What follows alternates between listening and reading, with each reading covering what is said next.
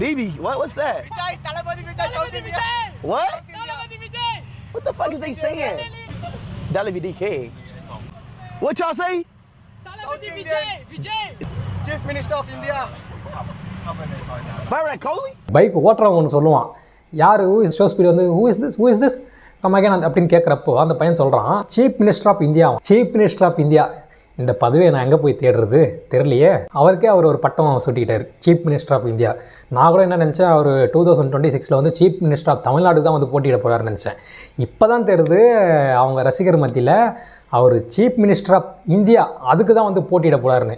I think அவர் வந்து அண்ணன் போஸ்ட்டுங்க, direct அண்ணன் போஸ்ட். ஏன்னா வேறு எந்த ஒரு கட்சி தலைவர்களும் வந்து சீஃப் மினிஸ்டர் ஆஃப் இந்தியாவுக்கு வந்து போட்டியில்லை, எனக்கு தெரிஞ்சு வந்து போட்டியிடலை. தற்போதைய இருக்க முதலமைச்சரும் வந்து அகைன் வந்து அவர் சீஃப் மினிஸ்டர் ஆஃப் தமிழ்நாடுக்கு தான் வந்து போட்டிடுறாரு.